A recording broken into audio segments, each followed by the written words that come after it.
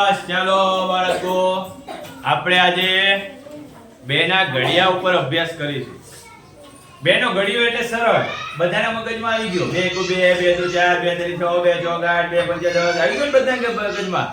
એમ નહીં, બેનો ઘડિયો કેવી રીતે કરીશું તો એના વિશે થોડું આપણે નવું જોઈશું. બેનો ઘડિયો સૌથી સરળ વસ્તુ છે. જે સંખ્યા આપી હોય, તમને એમ કહું કે ચલો ભાઈ 6 2 કેટલા થાય, 12 2 કેટલા થાય, 18 2 કેટલા થાય, ત્યારે તમને આવડે ને તો બેનો ઘડિયો આવડ્યો કહેવાય. ચાલો 56 2 કેટલા થાય, આવડે છે કોઈને? નહીં. એકબીજાના મોઢા જોવા લાગે ને, એવું થાય નહીં. એ રીતે તમને આવડે ત્યારે તમને શું કહેવાય? આવડ્યું. તો ચલો બે સાથે ગુણાકાર.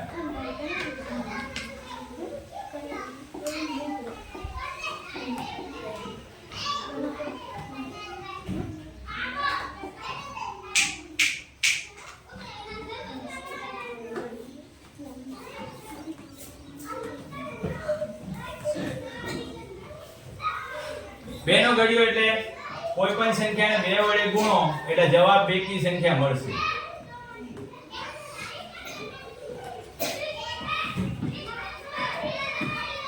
બીજી ખાસ વસ્તુ શું થશે? જે પણ સંખ્યાનો ખાસ ધ્યાનમાં રાખજો.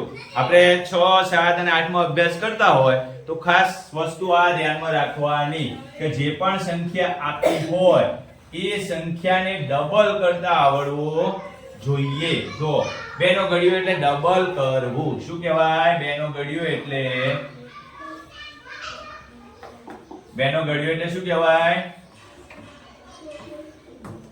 ડબલ કરવું. તો કેવી રીતે ડબલ કરશો? એક સંખ્યા જોઈએ, 2 એનો 2 વખત એટલે 2 2 4, પણ 2 ના ડબલ શું થાય? 4. 2 ના ડબલ. ચાલો 3 ના ડબલ શું થાય? 6. 4 2 એટલે 4 ના ડબલ 8. 5 2 એટલે 5 ના ડબલ 6 2 એમ બોલીએ ને આપણે 6 2.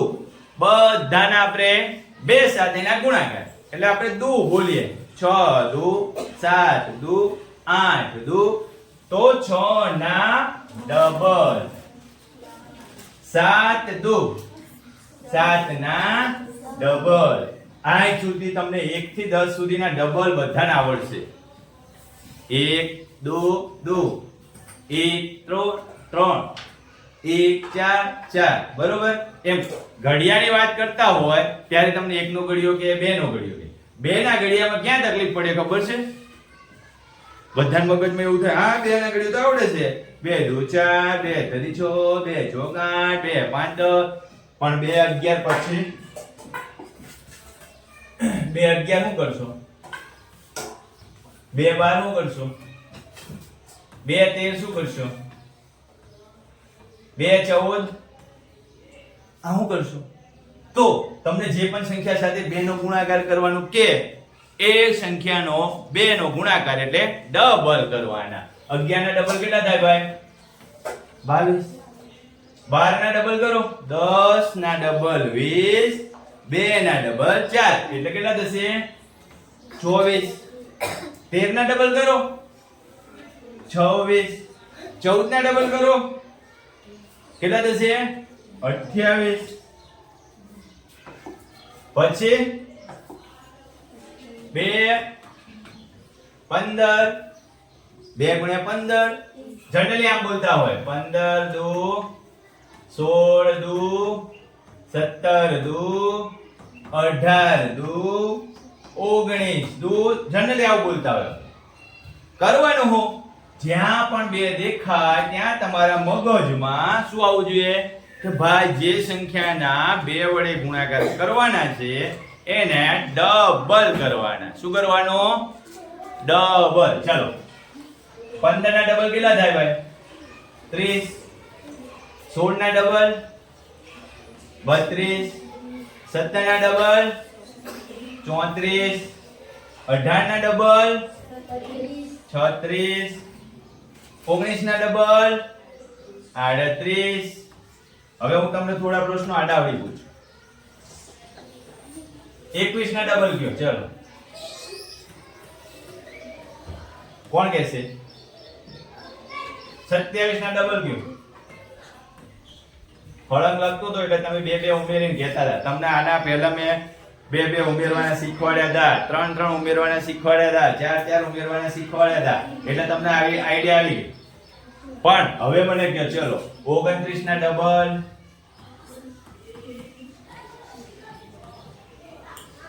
34 ના ડબલ. આ તો મેં લખ્યું 34 ના ડબલ. તમને પેપરમાં આવું પૂછશે ભાઈ કે 21 ગુણ્યા 2, 27 ગુણ્યા 2, 29 ગુણ્યા 2 અને 34 ગુણ્યા 2 આમ કહેશે. ત્યારે શું કરવાનું? તો 21 ના ડબલ બોલો કેટલા થાય? 42. કેટલા થાય? 27 ના ડબલ કેટલા થાય? 54 થાય. કેટલા થાય? 29 ના ડબલ કેટલા થાય? 29 ના ડબલ બોલો. ચાલો 58. કેટલા થાય? આવડ્યું? ન આવડ્યું? કેમ? તો કે 29 એટલે 20 અને 9.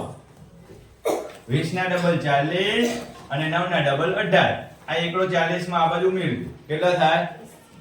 તો 10 ને 40 50 ને 8 58 થઈ ગયા. 29 ના ડબલ 10 ની નજીકની સંખ્યા વાળી વાત કરવાની, 100 ની નજીક વાળી એ બીજા લેક્ચરમાં જોઈશું આપણે. અત્યારે ડબલ કરવાની વાત કરીએ. 34 ના ડબલ કેટલા થાય? 60 ને 8. હજી બે શબ્દો, હજી અમુક પ્રશ્નો કહી દઉં તમને. ચાલો 48 ના ડબલ એટલે કે 48 દો. 54 ના ડબલ એટલે કે 54 દો. 60 ના ડબલ એટલે કે 60 દો.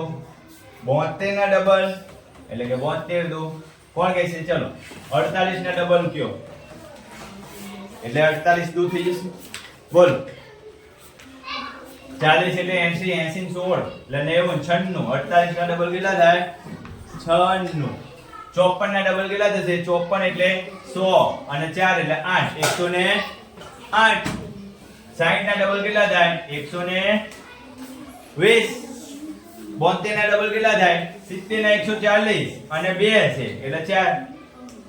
ઝડપથી તમે સતત પ્રેક્ટિસ કરશો એટલે તમને ઓછામાં ઓછા 1 થી 100 સુધીના જે પણ અંકો આપે એના ડબલ કરતા આવડવું જોઈએ. શું આવડવું જોઈએ? ડબલ કરતા. પ્રેક્ટિસ કરતા હોય ત્યારે કેમ કરવાનું ખબર છે? બોલતા જવાનું. 2 ના ડબલ 4, 3 ના ડબલ 6, 4 ના ડબલ 5 ના ડબલ. ક્યાં સુધી લેવાનું ખબર છે? 1 થી 10 સુધી. એના ડબલ ફટાફટ કહી શકો. તમને એમ કહું કે ચલો ભાઈ ઊભા થાઓ, બોલો 9 ના ડબલ તમે ફટ કહી દો 18, 6 ના ડબલ 12, 3 ના ડબલ 6. પછી તમારે 11 થી શરૂઆત કરવાની. પછી ક્યાંથી શરૂઆત કરવાની? 11 થી. તો આ રીતે તમે પ્રેક્ટિસ કરશો ને તો બે ના ઘડિયામાં ક્યાંય ભૂલ પડશે નહીં. પહેલા જ કીધું તમને ઘડિયા ક્યાંય અટકતા નથી એટલે તમારે ખાસ ધ્યાન રાખવાનું. બરોબર? આવડશે? તમે તો હા બોલો. આવડશે? રોકી દો લો.